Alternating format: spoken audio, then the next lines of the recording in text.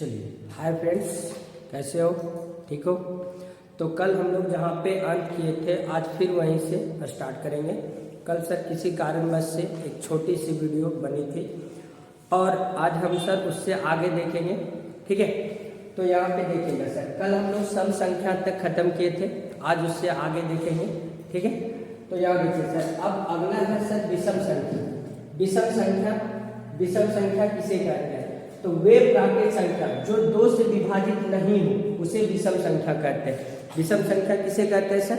वे संख्या जो दो से विभाजित ना हो, जो दो से क्या हो सर? विभाजित ना हो, यानी दो से पूरा ना कटता हो, उसे क्या कहते हैं सर? विषम संख्या कहते हैं। जैसे सर 1, 3, 5, 7, 9, 11 ये दो से पूरा विभाजित नहीं होंगे, इसलिए इसे विषम संख्या कहते हैं। ठीक है सर, विषम संख्या कहते हैं। अगला है सर भाज्य संख्या। भाज्य संख्या किसे कहते हैं? तो एक से बड़ी वे सभी संख्याएं जिनमें अपने और एक के अतिरिक्त कम से कम एक और संख्या से भाग लग सके, भाज्य संख्या कहलाती है। भाज्य संख्या कहलाती है। समझ में आया सर? इस वर्ड का मतलब समझिएगा सर, एक से बड़ी और यहाँ पे एक के अतिरिक्त।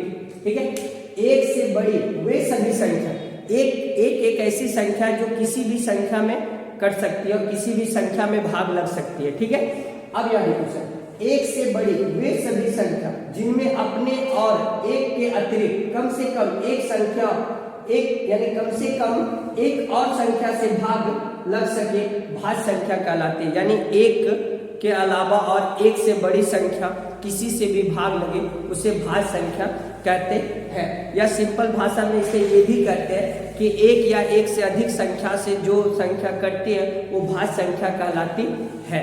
ठीक है, अगला देखिए, जैसे सर 4, 6, 3, 15, 18 etc अभी बहुत सारे संख्या है जो सर एक या एक से अधिक संख्याओं से विभाजित होती है। इसके बाद सर अभाज्य संख्या किसे कहते हैं? अभाज्य संख्या किसे कहते हैं? एक से बड़ी वे सभी संख्याएं जिनमें अपने और एक के अलावा के अलावा और किसी संख्या से भाग नहीं लगे, अभाज्य संख्या कहलाते हैं। यानी अभाज्य संख्या किसे कहते हैं सर? एक से बड़ी वे सभी संख्या जिनमें अपने और एक के अलावा और किसी संख्या से भाग नहीं लगे, अभाज्य संख्या कहलाते हैं। यानी एक और उसके अलावा अपने, यानी सर एक से और खुद से जिस संख्या में भाग लगे सर वो अभाज्य संख्या कहलाती है। जैसे सर 2, 3, 5, 7, 11, 13, 17 etc ये सभी क्या है सर? अभाज्य संख्या है। ये सभी क्या है? अभाज्य संख्या है। ठीक है, तो यहाँ से नोट कीजिएगा। ठीक है, अब आगे देखिएगा सर, अब क्या है? वहां तक उतर गए। ठीक है, अब देखिएगा सर कि पूर्ण संख्या क्या है। अब क्या है सर? पूर्ण संख्या क्या है? तो कहता है सर प्राकृत संख्या के सामुच्य में जीरो को सम्मिलित करने से संख्याओं का जो सामुच्य बनता है उसे पूर्ण संख्या का सामुच्य कहते हैं। यानी सर प्राकृत संख्या, कल आपको बताए थे सर, कल का वीडियो में था सर प्राकृत संख्या। तो प्राकृत संख्या के सामुच्य में जीरो को सम्मिलित करने से, यानी प्राकृत संख्या क्या था सर? 1, 2, 3, 4, 5 सभी क्या थे? प्राकृत संख्या। उसमें आकर जीरो को शामिल कर दिया जाता है। किसमें सर? प्राकृत संख्या में। जब जीरो को शामिल कर लिया जाता है तो उससे जो बनता अब सामुच्य है सर, जीरो को लगाने के बाद जो सामुच्य बनता है उसे ही क्या कहते हैं सर? पूर्ण संख्या कहते हैं। उसे क्या कहते हैं? पूर्ण संख्या कहते हैं। इसके बाद सर पूर्णांक संख्या किसे कहते हैं? पूर्णांक संख्या किसे कहते हैं? जब पूर्ण संख्याओं को धनात्मक और ऋणात्मक चिन्हों के साथ दर्शाया जाता है तो इनमें से बने सामुच्य को पूर्णांक संख्या का सामुच्य कहते हैं। यानी सर वह मतलब जब पूर्णांक संख्या सर अभी आप देख लीजिए ऊपर में पूर्णांक संख्या 0, 1, 2 है। इसी पूर्णांक संख्या में जब चिन्ह कहने का मतलब सर धनात्मक और ऋणात्मक, जब चिन्ह को सम्मिलित कर लिया जाता है, अब उससे बनी संख्या जो होती है सर वो क्या कहलाती है? पूर्णांक संख्या कहलाती है। यानी सर पूर्ण संख्या में चिन्हों का, यानी सर चिन्ह यानी धनात्मक और ऋणात्मक को जब शामिल कर लिया जाता है तो उसे हम लोग क्या कहते हैं सर, पूर्णांक संख्या कहते हैं। जैसे -5, -4, -3, -2, -1, 0, 1, 2, 3 से लेकर अनंत तक, ये सभी क्या कहलाते हैं सर, पूर्णांक संख्या कहलाते हैं। चलो अब आगे देखेंगे सर, आगे क्या है, ठीक है। आगे हम लोग पढ़ेंगे भाज्यता की जांच। भाज्यता की जांच करने का मतलब सर विभाज्यता का नियम, यानी सर हम कैसे जानेंगे, हमें बड़ी बड़ी संख्या मिलेंगे सर, 1000 में, 2000 में, सर 3474, 5576, इस तरह के सर हमें कुछ संख्या मिलेगी। तो हमें कैसे पता चलेगा कि वह संख्या किससे कट रही है, किससे विभाज्य हो रही है और किससे नहीं कट रही है। तो उसी को हम लोग कहते हैं सर भाज्यता की जांच, यानी सर विभाज्यता का नियम। आम भाषा में हम लोग इसको सर बोलते हैं विभाज्यता का नियम, यानी विभाज्यता का नियम हम लोग जानेंगे सर कि क्या है। तो सबसे पहली संख्या देखिए, एक जो है सर, एक से विभाज्यता करनी, तो एक से तो कोई भी संख्या सर विभाजित हो जाती है, यानी सर बट्टा में 1 करने के बाद उस संख्या पे कोई फर्क नहीं पड़ता है, या गुना 1 कर लीजिए कोई फर्क नहीं पड़ता है। तो एक से तो विभाज्यता का नियम हमें सर जानना ही नहीं है, क्योंकि एक से विभाज्यता का नियम तो सेम रह जाता है सर। तो हमें विभाज्यता का नियम 2 से पढ़नी है। 2 से पूर्णता विभाज्य, 2 से पूर्णता विभाज्य कौन कौन सी संख्या 2 से विभाजित होगी वो अब जानेंगे सर। तो कहता क्या है, अगर किसी संख्या का अंतिम अंक कोई सम संख्या अथवा शून्य हो तो वह संख्या 2 से विभाजित होगी। अंतिम अंक कहने का मतलब सर, यहाँ एग्जाम्पल में देखिएगा सर, जैसे हमने लिखा है 150 में सर हमारा अंतिम अंक क्या है, 0 है। तो सर वही करता है कि अंतिम अंक कहने का मतलब सर इकाई के स्थान पर, अंतिम अंक कहने का मतलब सर इकाई के स्थान पर, इकाई के स्थान पर या तो सम हो या सर आपका 0 हो, सम हो या तो 0, तो वह संख्या 2 से पूरा क्या होगा, विभाजित होगा।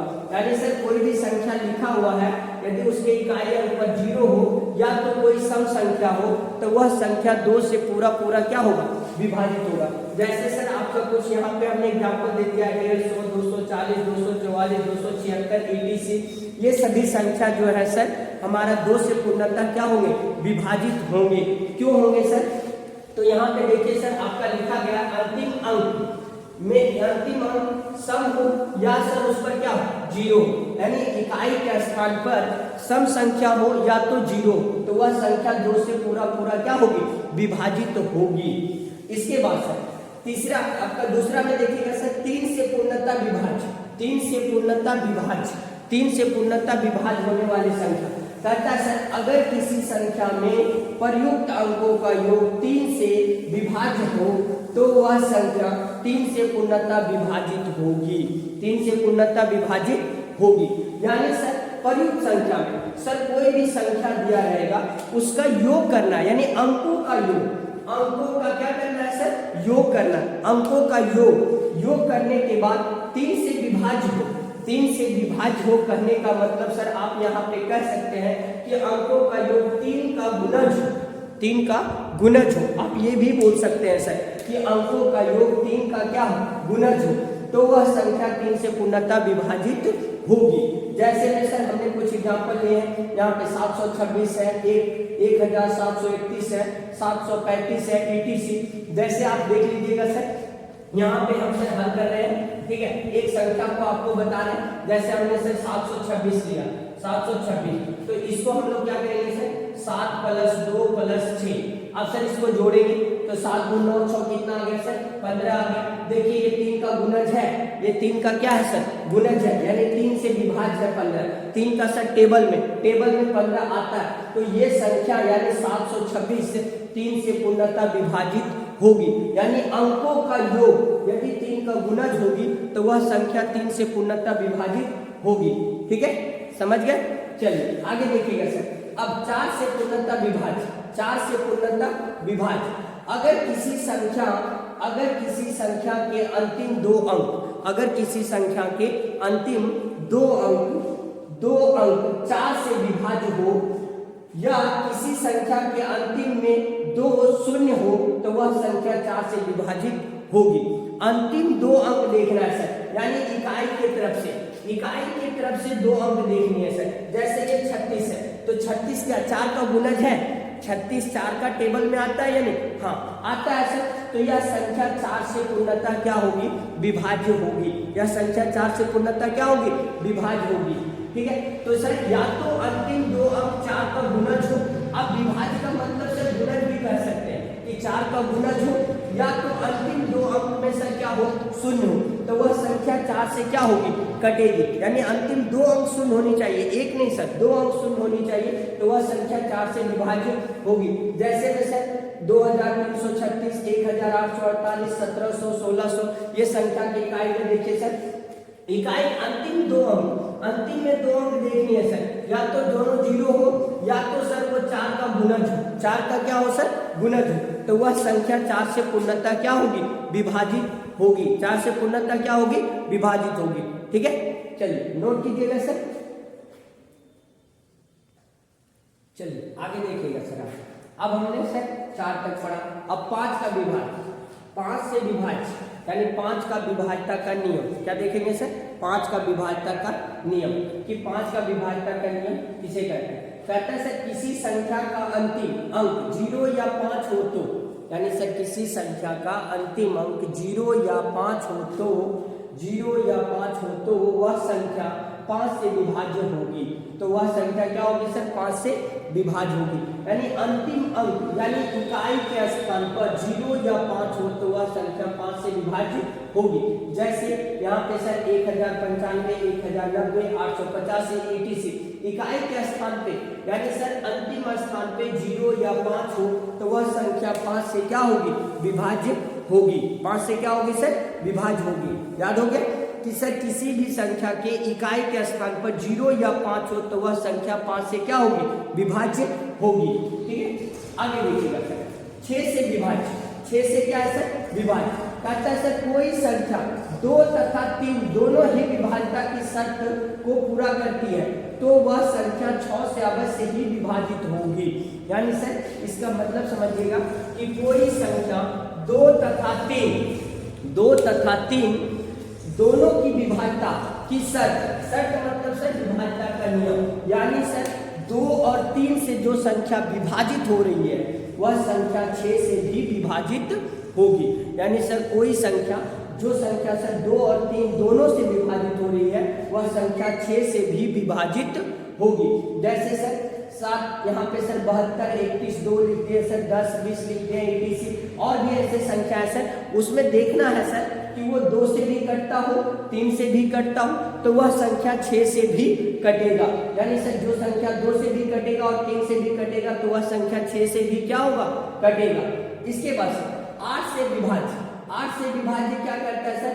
अगर किसी संख्या का अंतिम 3 अंक 0 हो या अंतिम 3 अंक 8 से विभाज्य, अंतिम 3 अंक 0 हो या अंतिम 3 अंक 8 से विभाज्य हो तो पूरी संख्या 8 से विभाजित होगी। तो पूरी संख्या 8 से क्या होगी सर?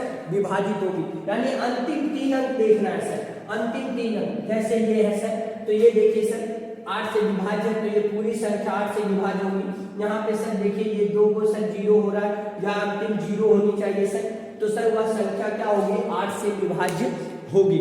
यानी सर आपको ये वर्ड याद रखनी है सर कि अंतिम 3 अंक 0 हो या अंतिम 3 अंक 8 से विभाज्य हो तो वह पूरी संख्या 8 से क्या होगी? विभाजित होगी। तो वह पूरी संख्या 8 से क्या होगी? विभाजित होगी। नोट कीजिएगा सर। चलो आगे देखना है सर, आगे देखेंगे। अब हम लोग का जो बचा हुआ है सर, यहीं तक हम लोग नवोदय, सिमुलतला, सैनिक, मिलिट्री के लिए सर इतना ही काफी है। इतना तक हम लोग को याद करना है सर 11 तक। तो आज यहाँ पे हम लोगों का सर आज खत्म हो जाएगा। यहाँ पे देखिए सर 9 से विभाज्य। 9 से विभाज्य का नियम, अगर किसी संख्या के सभी अंकों का योग 9 से विभाज्य हो तो संख्या 9 से विभाजित होगी। सभी अंकों का योग, यानी सर जैसे तीसरे में पढ़े थे, यानी 3 का विभाज्यता का नियम में जिस तरह से पढ़े थे सेम उसी तरह से यहाँ भी है सर, कि यदि किसी संख्या के सभी अंकों का योग 9 से विभाज्य हो तो संख्या 9 से विभाजित होगी। यानी सर 9 से विभाजित करने का मतलब 9 का गुणज हो, अंकों का योग क्या होगा सर? 9 का गुणज होगा, तो वह संख्या 9 से विभाजित होगी। जैसे हमने सर यहाँ पे लिया है सर 459, तो देखिएगा सर इसको हल करेंगे 459 क्या लिखेंगे सर, अंकों का योग यानी 4 + 5 + 9 सर ठीक है। अब इनका योग करेंगे तो कितना आ रहा है सर, 18। 18 देखो सर 9 का गुणज है तो यह संख्या 9 से विभाजित होगी, यानी जस्ट लाइक 3 के जैसा कि सभी सर अंकों का योग यदि 3 का गुणज है तो 3 से विभाजित होगी, उसी तरह सभी अंकों का योग यदि 9 का गुणज है तो वह संख्या 9 से विभाजित होगी। इसके बाद सर 10 से विभाजित, ये तो सर बिल्कुल ईजी है, ये तो सर सबसे ईजी है कि 10 से विभाजित का नियम क्या है सर, अगर किसी संख्या के अंतिम अंक शून्य हो तो वह संख्या 10 से विभाजित होगी। अगर किसी संख्या के अंतिम अंक कहने का मतलब सर इकाई स्थान पे यदि 0 हो तो वह संख्या क्या होगी सर, 10 से विभाज्य होगी, तो वह संख्या 10 से क्या होगी, विभाज्य होगी। इसके बाद सर 11 से विभाज्य, ये थोड़ा सा सर देखना है, देखने की चीज है। कहता है सर क्या है कि सर अगर किसी संख्या के विषम स्थानों पर स्थित अंकों का योग, यानी सर विषम स्थानों पर स्थित अंकों का योग तथा सम स्थानों पर स्थित अंकों का योग का अंतर 0 या तो 11 से विभाज्य हो, यानी सर 0 या तो 11 से विभाज्य हो तो वह तो पूरी संख्या 11 से विभाजित होगी। यानी सर कोई भी संख्या लेंगे उसके सर विषम स्थानों का अंकों का योग करेंगे और फिर सम स्थानों के अंकों का योग करेंगे और फिर उन दोनों का सर अंतर करेंगे। अंतर मतलब सर घटाएंगे, घटाने के बाद या तो 0 आएगा या तो 11 का गुना जाएगा, या तो 11 का क्या आएगा सर, गुना जाएगा, तो वह संख्या 11 से पूर्णतः विभाजित होगी। जैसे हमने लिया है सर 17, 92, 12, 78, 15, 17 etc। ये सभी संख्या क्या है सर, 11 से विभाज्य है। लेकिन सर नोट में हमने एक बात लिखा है सर, इसको ध्यान से देखिएगा कि किसी संख्या की पुनरावृत्ति सम में हुई हो, जैसे सर 22, 44, 5555, 9999 आदि हो तो सभी संख्या 11 से अवश्य ही विभाजित होगी। ये सर याद रखना कि जब अंकों का सर पुनरावृत्ति सम में हुई हो, जब ऐसी कोई संख्या मिलती है सर तो वो प्रॉपर 11 से विभाज्य होगी, वो प्रॉपर 11 से क्या होगी सर, विभाज्य होगी। तो आज हमारे लिए सर विभाज्यता का नियम यहाँ पे कंप्लीट हो गया। कल से हम लोग सर इसी चैप्टर का सर क्वेश्चन स्टार्ट करेंगे, ठीक है, कल से हम लोग इसी चैप्टर का क्वेश्चन स्टार्ट करेंगे, ठीक है। तो सर नोट कीजिएगा और सर अपने दोस्तों को शेयर कीजिए, लाइक कीजिए, सब्सक्राइब कीजिए। Thank you.